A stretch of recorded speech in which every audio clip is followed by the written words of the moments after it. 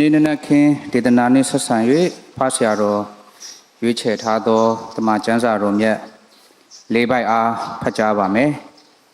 ပထမတစ်ပိုက်အနေနဲ့မဿဲအခန်းကြီး၄အငယ်1နဲ့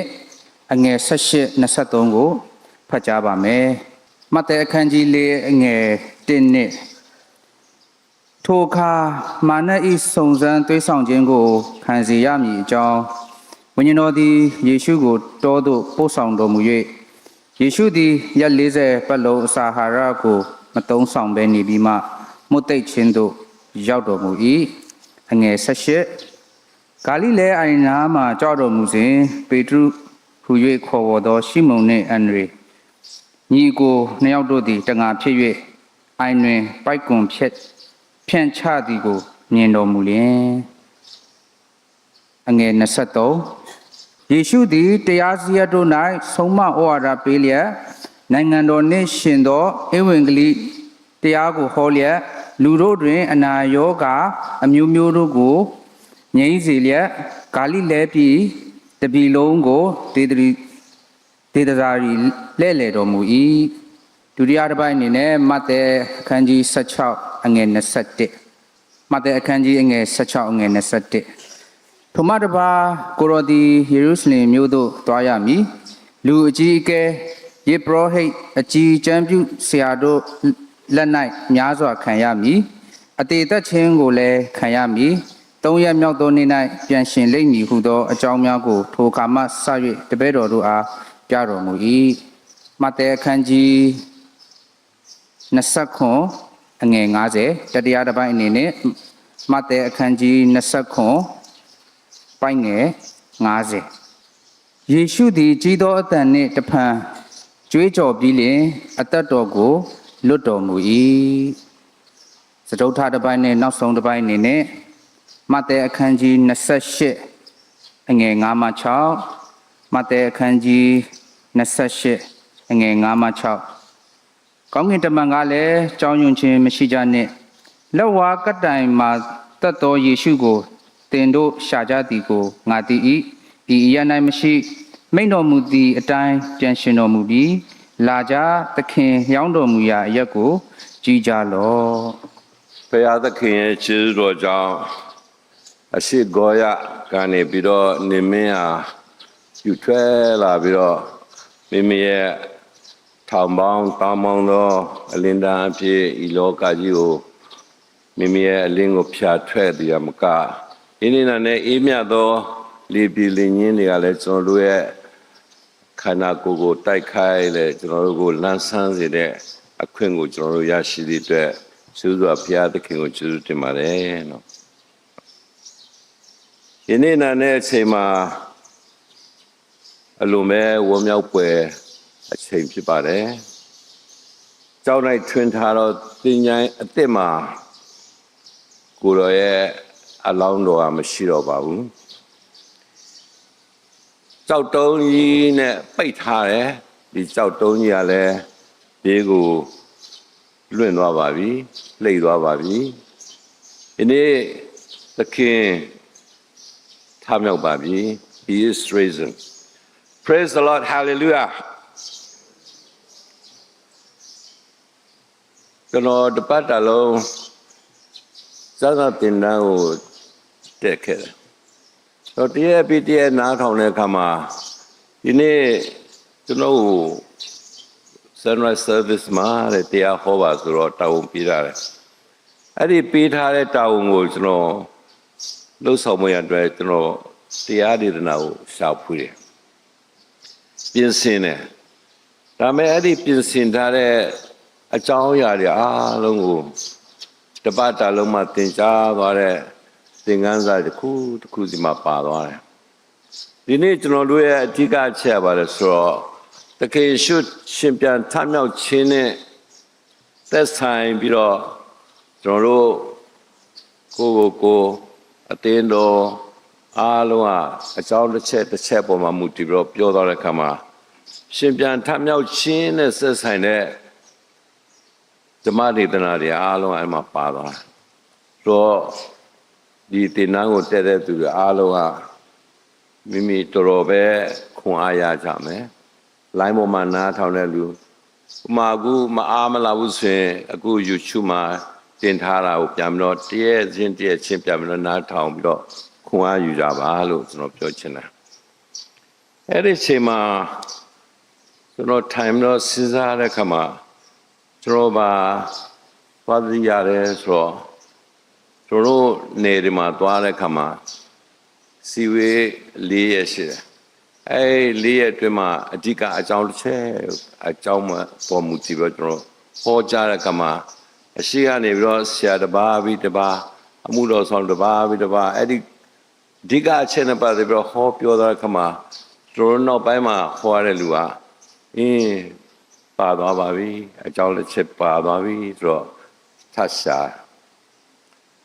ရင်နဲ့မောရတယ်ဒါပေမဲ့ဘုရားသခင်ကတော့ကျွန်တော်တို့မဆပါတယ်အဲဒီနောက်ဆုံးပြောတဲ့လူတွေပြောရတယ်တခါကျွန်တော်ငယ်တော့တတိရတယ်အဘိုးဆရာတော်ချစ်မောင်ဒေါက်တာချစ်မောင်တို့တို့လာပြီးတော့တရားဟောတယ်ဟောတဲ့ကမှာသူကပဦးကျမ်းနေစားပြီးတော့ဗျာဒိတ်ကျမ်းချီသူတခါရဲဟောသွားတယ်အဲတို့တရားဟောမယ်တဲ့ကျောင်းသားတော်လို့ဟောမယ်တဲ့တို့နားထောင်တယ်ဟုတ်ပါတယ်ဘိုးဆရာတော်တော်တယ်သူကလည်းဟောသွားတယ်တို့ငယ်လေးမဲ့နားလေတယ်သူရဲ့တရားဟောချက်တို့ဒီနေ့ကျွန်တော်ဘာအကြောင်းပြောချင်လဲဆိုတော့ကျွန်တော်အဲ့ဒီစဉ်းစားနေတဲ့အချိန်မှာကျွန်တော်ဒီနေ့ဘာအကြောင်းကိုဟောပြောရမလဲဆိုတော့ဘာတစ်ခုသွားတည်းရလဲဆိုတော့ကျွန်တော်ဒီနေ့ရှင်ပြထမြောက်ခြင်းကိုအစဉ်တစိုက်6ရက်လုံးဟောပြောသွားတဲ့တုံသင်သွားတဲ့ဆရာတွေရဲ့အကြောင်းပြောသွားတဲ့အကြောင်းကိုကျွန်တော်ထပ်ပြီးတော့မပြောလို့တော့ဒီနေ့ပြောချင်တဲ့အကြောင်းကတော့ကျွန်တော်သခင်ယေရှုလောကကိုကြွလာတဲ့အကြောင်းဒါမှမဟုတ်ပဏာမကျမ်းမှာကြားသွားပြီနော်သခင်ခရစ်တော်မွေးဖွားတဲ့အကြောင်းကဘာ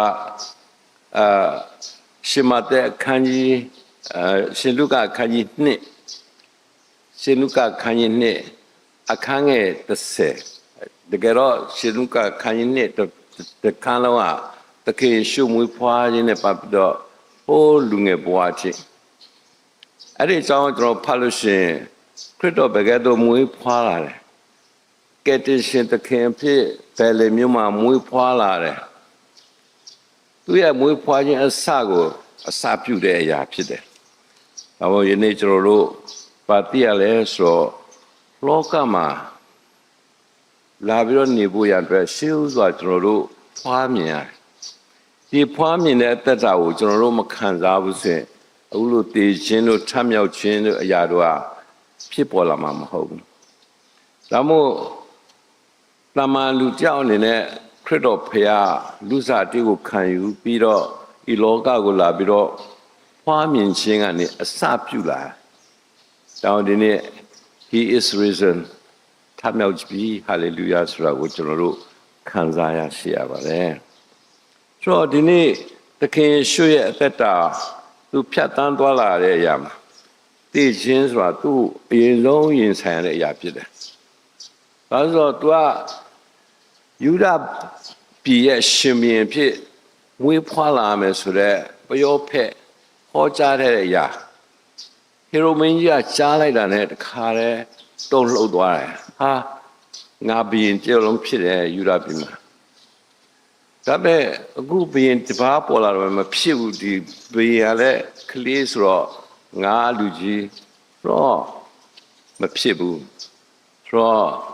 အဲ့ဒီမာကုပညာရှင်ပြန်သွားတယ်ပြီးတဲ့နောက်မှာသူနည်းနည်းအောက်ကလေးတွေအားလုံးကိုတပ်လိုက်တယ်တကယ်တော့သခင်ရှုလည်းပါသွားနိုင်စရာအကြောင်းရှိအဲ့ဒီမှာသူပါသွားလို့ရှိရင်ဒီလောကကြီးရဲ့ကယ်တင်ခြင်းမှုဖြစ်လာမှာမဟုတ်ဘူးဒါမှမဟုတ်အဲ့ဒီခြင်းကိုရှောင်ကွင်းမှုရန်အတွက်ဘုရားသခင်ကတမန်တော်တစ်ပါးကိုသွားပြီးတော့ယောဟန်ကိုယောသကိုသွားပြီးတော့အတိပေးတယ်ထွက်ပြေးပါဆိုတော့သခင်ယေရှုအဲ့ဒီအချိန်မှာဒီနာဇရက်ကနေပြီးတော့ ပယ်လင်ကနေပြီးတော့ဟိုးအကုတ်တို့ပြည်ကိုထွက်ပြေးသွားသူသွားနေပြီးတော့အချိန်တန်ကာလကြာမှဟေရိုမင်းကြီးဆုံးတဲ့ခါမှာသူ့ကိုတမန်တော်ကနေထပ်ပြီးတော့သွားပြီးတော့အတိပေးတယ်ပြန်လာနိုင်ပါပြီဆိုတော့ပြန်လာတယ်ခရစ်တော်ဖျားပြန်လာပြီးတော့တားငယ်ပေါ်နဲ့သူကြည်ပြင်းလာတယ်အမေ12နှစ်မြောက်တဲ့ခါမှာသူကလူသားလူမျိုးတွေရဲ့အခွင့်အရေးရဖိမှန်တော်မှာသွားပြီးတော့ပူဇော်ခြင်းဝတ်ပြုကိုယ်ဝယ်ခြင်းကိုခွင့်ရရှိတဲ့ခါမှာဒီလူကာအခန်းကြီး2အခန်းကြီး1ကအခန်းငယ်1ကနေပြီးတော့50နှစ်တိုင်ဒီသခင်ယေရှုရဲ့ငယ်စဉ်ဘဝကိုကျွန်တော်တို့သိရှိခဲ့ရပါတယ်ဆိုတော့ဒီနေ့ဆက်ပြီးတော့ကျွန်တော်ခရစ်တော်ဖျားရဲ့အကြောင်းကိုလေ့လာတဲ့အခါမှာသူအရွယ်ရောက်လာတဲ့အခါမှာအမှုတော်ကိုဝင်ပြီးတော့စပြီးတော့တင်ပြီးတော့လှုပ်ဆောင်မှုရအတွက်ခေါ်တော်မူခြင်းခံရပြီသူသိတဲ့ဘုရားသခင်ရဲ့အမှုကိုသူဆောင်ရတဲ့အခါမှာကျင့်စင်ရမယ်ကျွန်တော်တို့အားလုံးကကျွန်တော်တို့လုပ်ငန်းတစ်ခုကိုဝင်တော့မယ်ဆိုရင်ပြင်ဆင်ရတယ်လိုအပ်တဲ့တပ်ပညာလိုအပ်တဲ့သိပညာတွေလိုအပ်တဲ့ဉာဏ်စွမ်း၊ဝါယာစွမ်းတွေအကုန်လုံးကျွန်တော်တို့ပြင်ဆင်တယ်နည်းတူဒုတိယပိုင်းမှာရှင်မသက်ခန်းကြီး၄တော့နေစပြီးတော့ကျွန်တော်တစ်နှစ်မှာတောရကိုသွားပြီးတော့အရက်40တော့အစာချောင်ဆုတောင်းမိမိကိုယ်ကိုပြင်ဆင်ပြီးတော့ခမေတော်ဖရာထံမှာခွန်အားရယူတယ်ဆိုတော့ကျွန်တော်ဖတ်ရှုရပါတယ်အရွယ်ရောက်တဲ့အချိန်မှာဒီမိမိလုပ်ရမယ့်အရာဟာဘုရားသခင်ပေးလုပ်တဲ့အရာဖြစ်တယ်ဘုရားသခင်ကဒီကယ်တင်ခြင်းအမှုကိုပေးလုပ်စေတဲ့အရာဖြစ်တဲ့အတွက်ကြောင့်ဒီအရာကိုတကယ်ဒီဇိုင်းမှလုပ်ရတော့မယ်ဘယ်အရာကိုမှသူလုပ်လို့မရဘူးအသက်30ချီဟာသူ့အိမ်တော်မိသားစုဘဝကိုသူကောင်းကောင်းတည်ဆောက်ခဲ့ပေးတယ်သူရဲ့ဖခင်အလုပ်ဖြစ်တဲ့လက်သမားအလုပ်ကိုလှုပ်ဆောင်တယ်လို့ကျွန်တော်တို့သိရတယ်ဆိုတော့ဒီသူအလုပ်တဲ့အလုပ်ကိုအားလုံးကိုတော့သူကလှုပ်ဆောင်ခဲ့ပြီးတော့မိသားစုကိုလည်းကြည်ပြူစွာကြည့်ရှုဆောင်မှပြီးတော့အသက်30အရွယ်ရောက်မှာသူရဲ့ကောင်းကင်ဘုံကခမည်းတော်ဘုရားချမှတ်ပေးထားတဲ့လုပ်ငန်းကိုသူလုပ်ပေးရန်အတွက်သူပြင်ဆင်ခဲ့ပါတယ်အဲဒီကနေပြီးတော့ပြီးတဲ့နောက်မှာသူကထွက်လာပြီးတော့အခန်းငယ်18မှာပါတဲ့နော်အတိုင်းပဲသူလှုပ်ဆောင်မှုရန်အတွက်လူလိုတယ်ခင်ဗျားတို့ကျွန်တော်တို့လိုတယ်နော်သူလိုတဲ့အခါမှာသူစေဥစွာသူပထမဆုံးတပြည့်တော်ဖြစ်တဲ့ပေတရုယောဟန်ယာကုပ်အန်ဒရိဟိုပင်လယ်ကမ်းနားမှာသွားပြီးတော့ခေါ်လာတယ်ခေါ်လာပြီးတော့အဲ့ဒီတပြည့်နဲ့သူလှုပ်ဆောင်ရမယ့်နိုင်ငံတော်အမှုကိုလှုပ်ဆောင်မှုရအတွက်အထူးတကွလှုပ်ကြတယ်ထိုနည်းတူဟာသူနဲ့လက်တွဲပေါ်ဖြစ်ဤတပြည့်တွေကိုခေါ်တဲ့ပြင်ဤတပြည့်တွေကနောက်သူမရှိနောက်ပိုင်းလှုပ်ဆောင်မဲ့လူတွေဖြစ်တဲ့အတွက်သူကတေးချာတင်ဆုံးမခဲ့ပါတယ်အခန်းငယ်20နဲ့23က24ကြတော့ဘုရားသခင်ပေးတဲ့အမှုကိုတော့သူတေးရှာလုပ်တယ်ပထမဆုံးလုပ်တဲ့အရာတော့ဆုံးမဩဝါဒနော်ဆုံးမဩဝါဒပြုခြင်းဖြစ်တယ်ဒုတိယတစ်ခုကတော့ဧဝံဂေလိတရားကိုဟောကြားခြင်းဖြစ်တယ်တတိယတစ်ခုကတော့အနာရောဂါမျိုးကိုပျောက်ကင်းစေခြင်းဖြစ်တယ်နော်တော့ဒီနေ့ဘုရားသခင်ရဲ့ကယ်တင်ခြင်းအမှုကိုမလုပ်ခင်လူတွေရဲ့အစိတ်ထားသဘောထားကိုသူကပြင်ဆင်ပြရတယ်ဆုံးမသွန်တယ်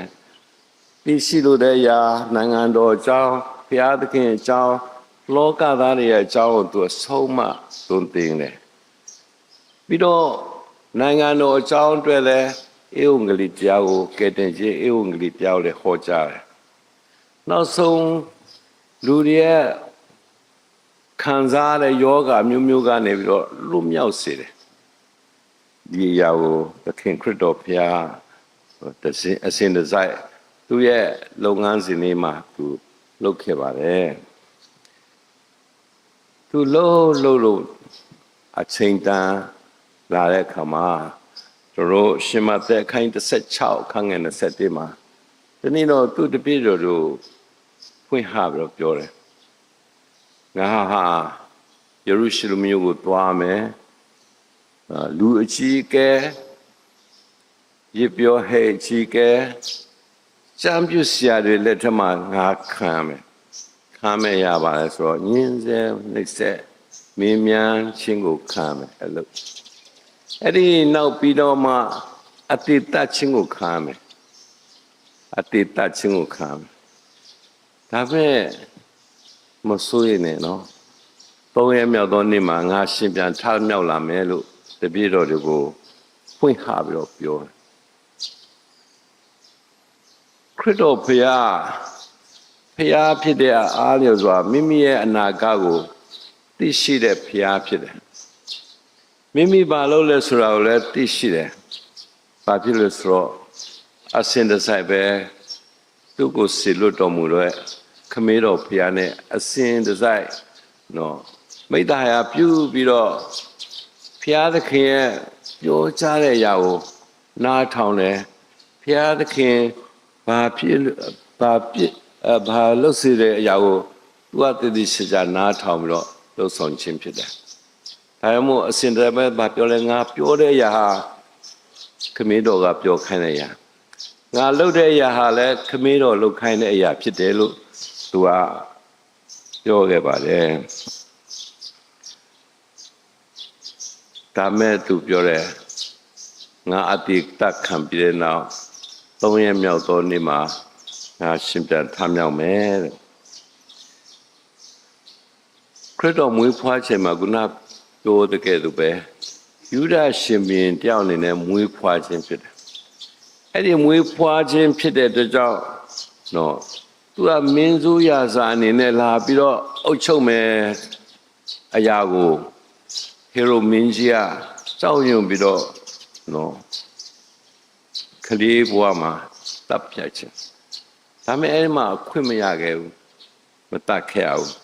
ဒါမဲ့ဒီနေ့ဒီအချိန်မှာငါအတိတတ်ခံမယ်သူပြောတဲ့အခါမှာပေထရုကပြောတယ်အရှင်ဘုရားမဖြစ်ဘူးနော်မသွားရဘူးတားမြစ်တယ်ဟိုတခါငယ်တုန်းကတော့ထွက်ပြေးတယ်အခုတခါတော့သွားမယ်နော်သွားရင်ဆိုင်မယ်တော့ကျွန်တော်တို့စဉ်းစားတဲ့အခါမှာဟိုတခါကြောက်လို့လားဒီတခါရတော့ဘာဖြစ်လဲနော်တကယ်တော့ဒါဒီအားလုံးကခမင်းတော်ဘုရားစီစဉ်တဲ့အရာတွေဖြစ်ပါတယ်နော်ဒါမို့ရှင်ပေတရုကပြောလဲအချင်းရန်သူငါတော့ကိုဆိုတော့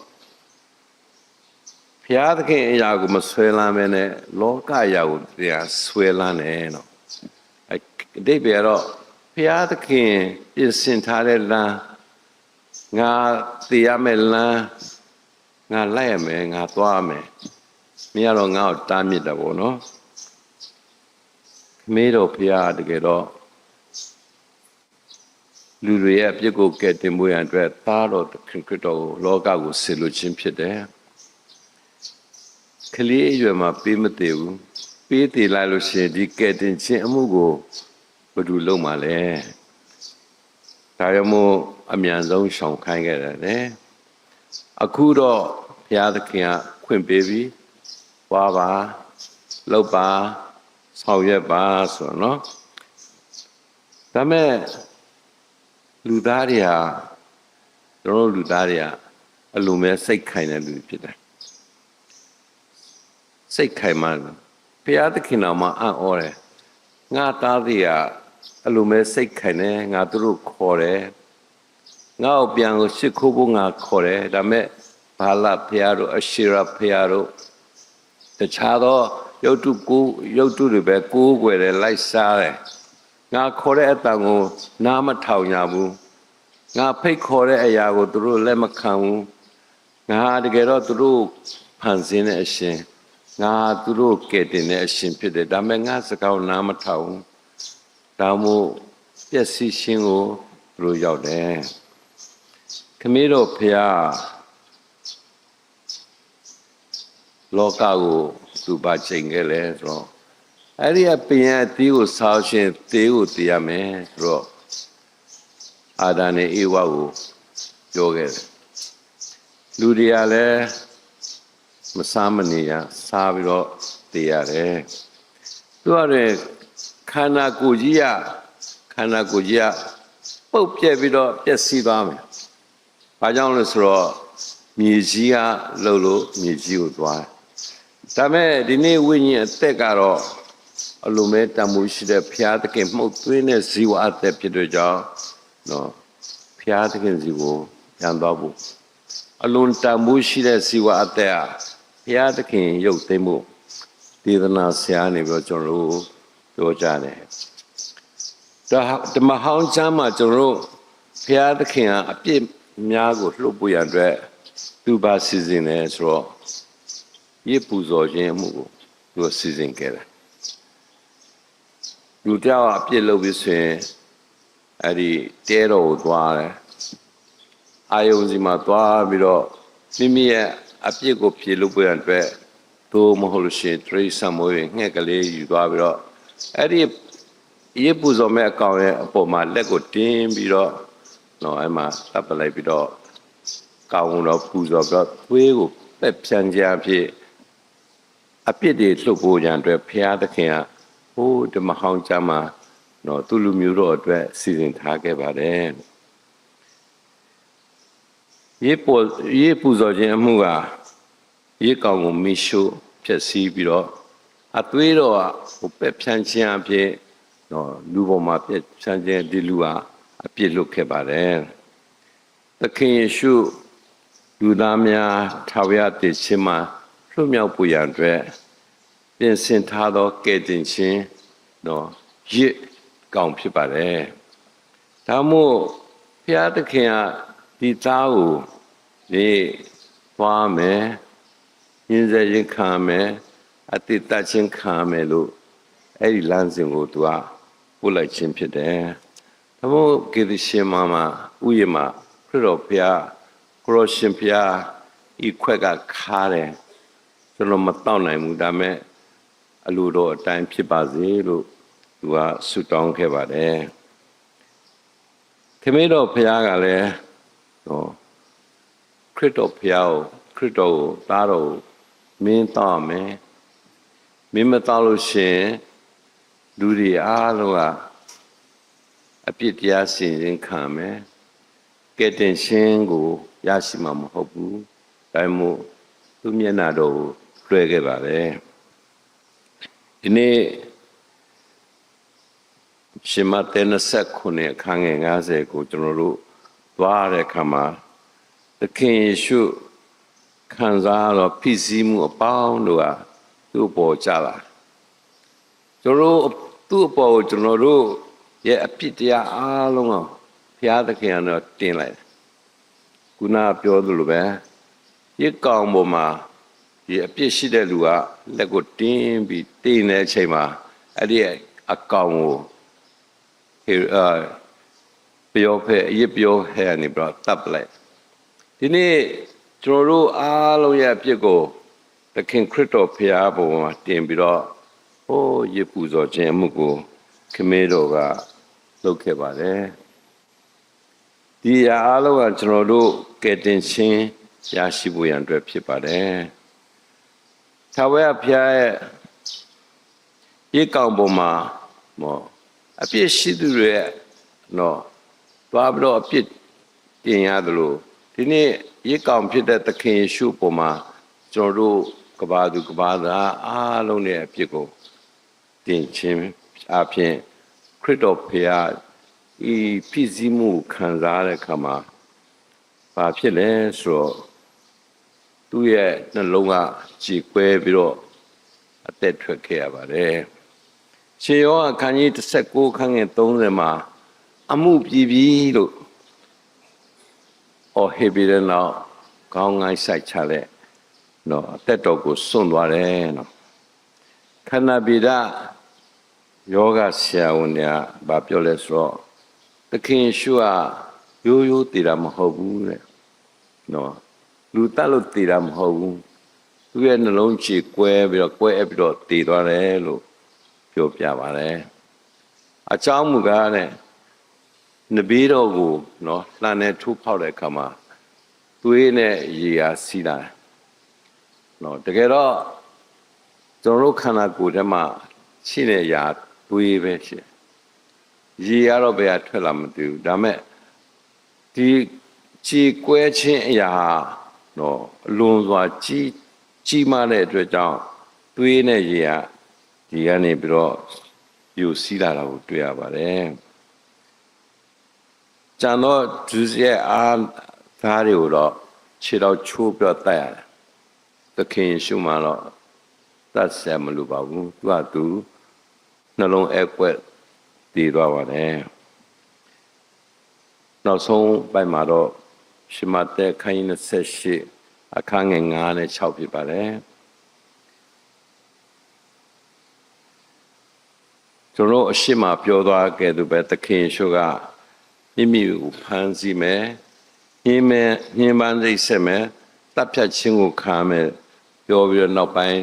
သူကအဲ့မှာမရပ်သွားဘူး3ရက်မြောက်သောနေ့မှာငါပြန်ပြီးတော့ရှင်ပြန်ထမြောက်မယ်လို့တော့ကျွန်တော်တို့ပြောခဲ့ပါတယ်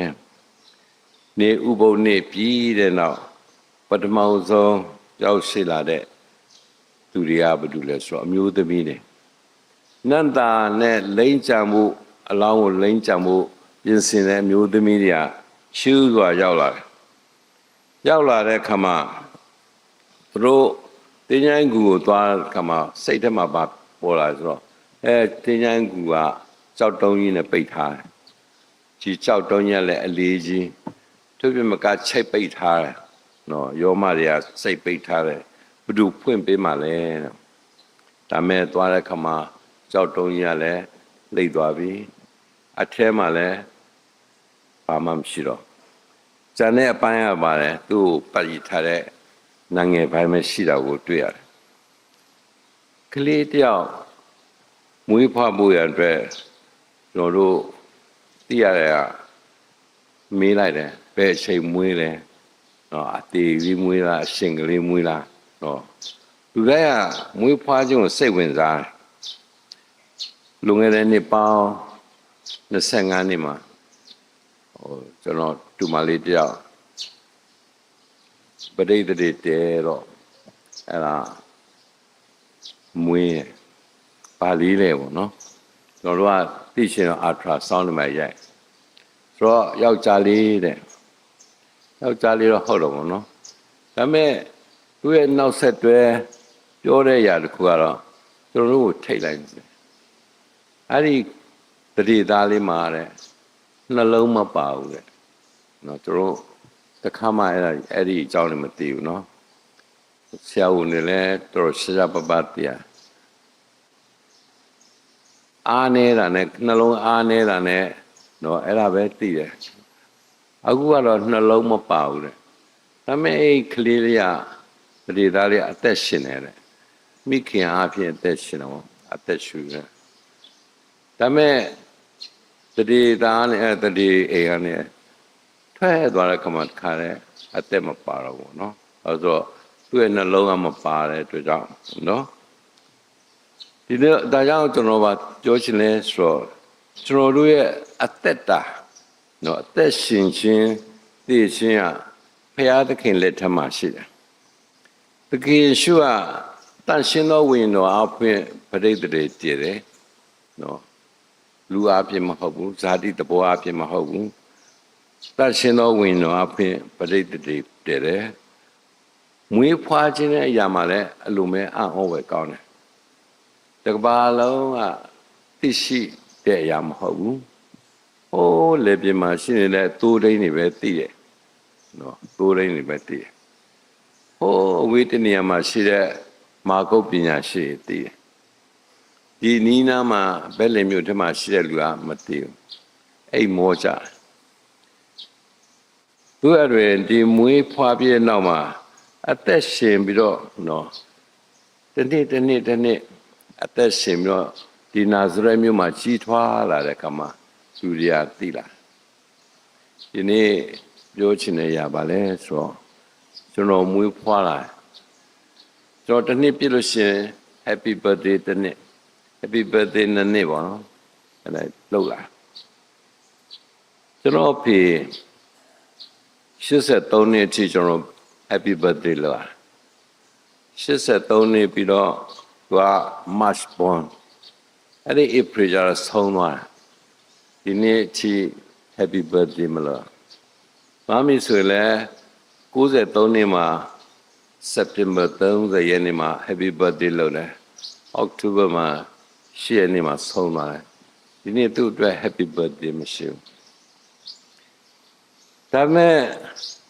ထူးဆန်းတာကျွန်တော်တို့ကိုးဝယ်တဲ့သခင်ယေရှု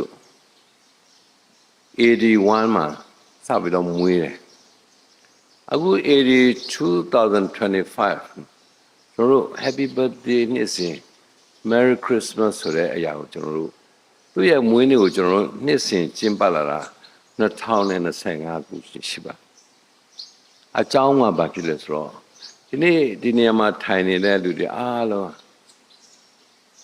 ကျွန်တော်သက်ရှင်လို့ဖြစ်တယ်ကျွန်တော်တည်သွားလို့ရှိရင်လူတွေကဘာပြောလဲဆိုတော့အခုဆိုအဖေကကောင်းငင်မှာဘတ်တေးပဲနေပေါ့နော်ဒါပေမဲ့လူလောကရဲ့ဘတ်တေးနဲ့ဆက်ဆက်လို့မရဘူးဒီကလောကရဲ့ဘတ်တေးဟောကောင်းဝင်နိုင်ငံရဲ့ဘတ်တေးဆက်ဆက်လို့မရသခင်ခရစ်တော်ကဒီနေ့ဆက်ဆက်လို့ရတယ်တင်ញိုင်းတွေမှာ3ရက်ပဲသူနေပြီးတော့ထားလာလူတွေကတော့တချို့တော့သူတွေကပြောတာဟာမေ့မျောတယ်ဘယ်မေ့မျောမလဲနယူနဘေးကိုလှန်နဲ့ထိုးထားတာလေအသေးပေါက်သွားတယ်လေအသက်ကွယ်နှလုံးကွဲသွားတယ်လေတကယ်ပြည်တာပါဒါမဲ့3ရက်ထဲပဲသိပါတယ်ဒီနေ့ပြန်ပြီးလို့ရှင်ပြန်ထမြောက်တဲ့ခါမှာကျွန်တော်တို့အသက်ရှင်တော်မူသောဘုရားကို Happy birthday 2025ခင်ကျွန်တော်တို့လုပ်ခဲ့ပါပြီဒါပေမဲ့နောက်ဆုံးတော့နှိတ်ကုန်းချုပ်နေပါပြောချင်တယ်ဆိုတော့ဟေဘရဲဩဝါဒစာအခန်းကြီး33ခန်းငယ်8မှာဘာပြောထားလဲဆိုတော့ယေရှုခရစ်သည်မနေ့ယနေ့နောက်ကာလမပြောင်းမလဲပဲနေတော်မူ၏နော်ယေရှုခရစ်သည်မနေ့ယနေ့နောက်ကာလမပြောင်းလဲပဲနေတယ်ဒါမှမဟုတ်ကျွန်တော်တို့ဒီ Happy birthday 2025ခုလုပ်တဲ့တိုင်အောင်သခင်ယေရှုဟာအစဉ်အမြဲသခင်ယေရှုပဲကျွန်တော်တို့အတွက်ဖြစ်ပါတယ်အသက်ရှင်သောဖျားသခင်ဖြစ်တော်မူတယ်ဒီနေ့ကျွန်တော်တို့ Christ is risen နော်အသက်ရှင်တော်မူသောခရစ်တော်ဖြစ်ပါတယ်ယောဟန်ခန်းကြီး17အခန်းငယ်20မှာ25မှာယေရှုကလည်းငါသည်ထမြောက်ခြင်းအကြောင်းအသက်ရှင်ခြင်းအကြောင်းဖြစ်ငါကိုယုံကြည်တော်သူသည်တည်လွန်တော်လဲရှင်လိုက်မည်နော်သူကိုယုံကြည်တဲ့သူတွေရှင်မယ်ဘုရားသခင်ဒီလောကသို့သားတော်သခင်ခရစ်တော်ကိုပို့ဆောင်ခြင်းအရာလဲနော်လာရောက်ပြီးတော့နေခြင်းအရာလဲကျွန်တော်တို့အားလုံးဟာထာဝရအသက်ရရှိဖို့ရတဲ့ဖြစ်ပါတယ်ဒါမှမဟုတ်ကျွန်တော်အတူတကွနော်ကျွန်တော်အတူတကွယောဟန်ခန်းကြီး3ခန်းငယ်16ကိုယူကြရအောင်နော်ဘုရားသခင်သည်သာဤသားတော်ကိုယုံကြည်သောအပေါင်းတို့သည်ပျက်စီးခြင်းသို့မရောက်ထာဝရအသက်ကိုရစေခြင်းက